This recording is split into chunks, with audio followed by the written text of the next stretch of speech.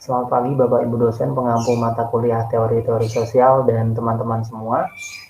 Di kesempatan kali ini saya Muhammad David Acipang itu akan mencoba sedikit menjelaskan tentang konsep dan teori khususnya dalam ilmu sosial.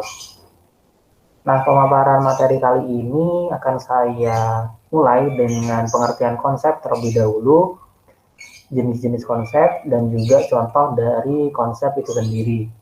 Dan pembahasan mengenai teori akan saya paparkan setelah bagian konsep ini. Baik, yang pertama akan kita bahas mengenai konsep terlebih dahulu. Nah, sebenarnya apa sih konsep itu, khususnya dalam konteks ilmu sosial ya? Sebenarnya konsep sendiri mempunyai banyak definisi. Namun jika kita kerucutkan, maka bisa kita peroleh definisi bahwa konsep itu merupakan abstraksi atau definisi yang kita berikan kepada gejala atau sekelompok gejala, benda, maupun kejadian. Jadi bisa dibilang itu konsep merupakan proyeksi kita dalam memahami suatu gejala, benda, atau kejadian yang kita lihat. Misalnya ketika kita melihat suatu benda nih, yang mempunyai dua roda, dan cara menggunakannya itu dengan dikayuh. Ya, kita bisa mendefinisikan bahwa benda tersebut merupakan sebuah sepeda. Begitupun ketika kita melihat papan kayu yang di bawahnya terdapat 4 kaki gitu ya, dan bisa berfungsi sebagai tempat makanan mungkin, atau buku, atau benda-benda lainnya, kita bisa menyimpulkan bahwa benda tersebut merupakan sebuah meja.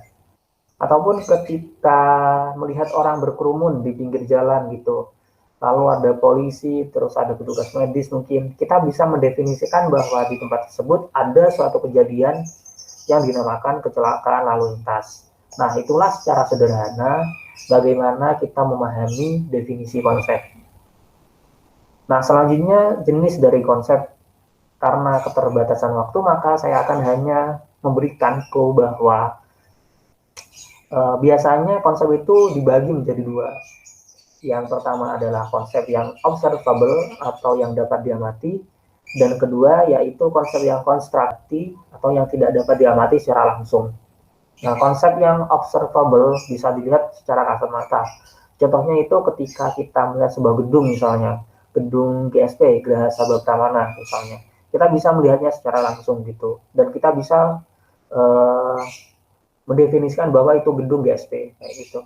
Terus di sisi lain kita juga dapat memberi contoh. Nah, di konsep lain yaitu konsep konstruk, yaitu mengenai tingkat intelijensi seseorang yang merupakan sebuah proses yang sebenarnya nggak bisa diamati secara langsung.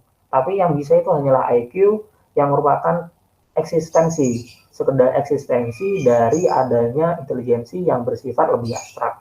Kayak gitu contoh dari konsep konstruk. Mungkin itu saja untuk bagian konsep.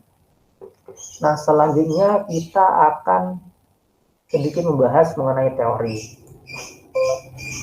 Nah, definisi konsep yang sudah kita jelaskan di bagian sebelumnya itu sangat berkaitan sebenarnya dengan pembentukan makna konsep itu sendiri. Jadi sebenarnya konsep itu merupakan salah satu komponen pembentuk teori.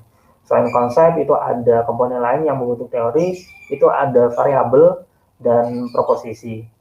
Variabel bisa menjelaskan perbedaan secara internal ya, bisa saya bilang sebuah konsep yang ada. Terus misal kita beri contoh konsep mahasiswa, maka kita bisa membedakan mahasiswa berdasarkan jenis kelamin. Terus yaitu laki-laki dan perempuan. Nah, laki-laki dan perempuan itulah yang bisa disebut sebagai variabel. Sedangkan proposisi merupakan keterkaitan antara dua atau lebih konsep atau variabel kayak gitu. Nah, dalam ilmu sosial sendiri